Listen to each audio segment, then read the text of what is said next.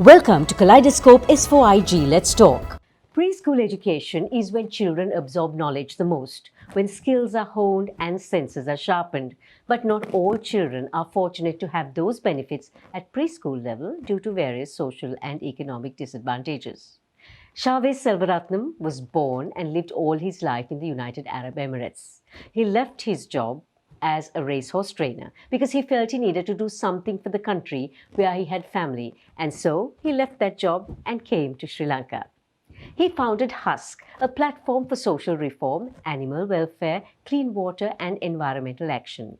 And the Little Trees Nursery, a preschool in Mannar that works with the community, for the community, to build the community, to assuage some of the lacunas that he saw firsthand. Welcome, Chavez. What an exciting project you have. What is it that you saw in Mannar that made you actually start off this preschool project? Well, I went to visit Mannar in 2020. I went to see Bridging Lanka's founder, Jeremy Lianage. When I met Jeremy, I was really taken aback by what they are doing there. I mean, the level of poverty during lockdown especially was terrible. And when we did visit there, it was clear that there was something that needed to be done to help the community from the foundation. And our vision was to build a preschool and help them right from the bottom. So, Chavez, why a preschool? It's the best way of uniting children, first of all. You know, children are fresh, young minds into this world.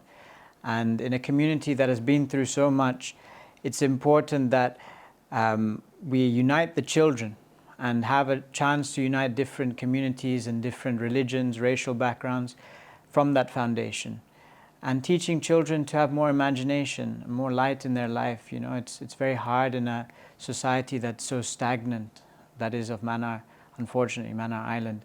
So when you first saw the community, what is it that struck you most? Unproductivity. I mean, there was lack of anything. When we visited during lockdown, it was just people standing around hungry, not knowing what to do with their lives, you know, not knowing how to use themselves or how to be productive. And that was really scary to see, because it was almost dystopian to see people just standing around and not knowing what to do with themselves. And I think that really hit us in, you know, sending a message, and we have to do something. You know, it's one part of Sri Lanka that I think has gone widely forgotten.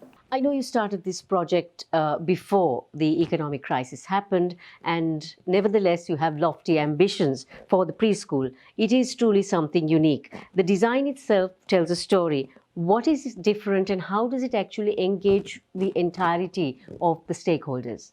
Well, Watmi Fernando is the architect, and she has a beautiful vision for this building.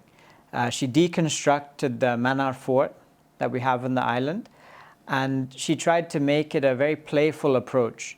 So seeing it from a child's eyes, it's a very simple, earthy building, and when you are in a child's eyes, you can see everything is at their level.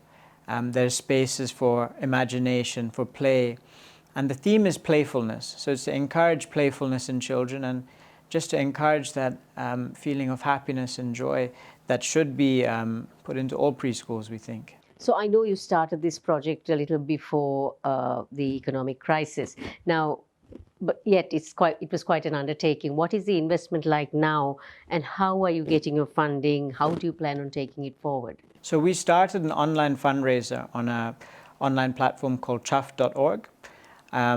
Chuff.org is a non-profit, and we launched our fundraiser on this platform, and we aim to raise around $60,000. We partnered with a Dutch charity called Little Leaders Foundation, and they are helping us run fundraising campaigns from Europe. Bridging Lanka is helping us from Australia. They're an NGO based in Australia as well. So what made you give up your very lucrative career of training racehorses in the United Arab Emirates, coming here to start off a community project in Sri Lanka?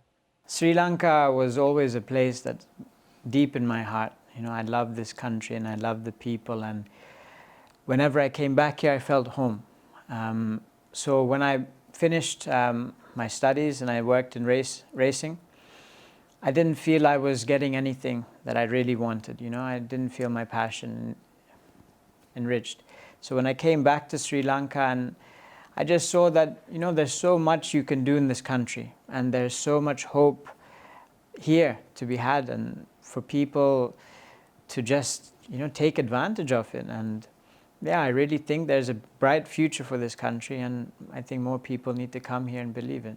Good luck with the project, firstly, and good luck with your vision, because I think if there are more people like you, yes, Sri Lanka will be a better place to live in. Thank you very much. A big thank you to the partners on our show who share the Christmas spirit. Skills for Inclusive Growth and Australian Aid, Selling Life, CDB, The Morning Newspaper, Park Street Gourmet and Zip Zip. Thank you.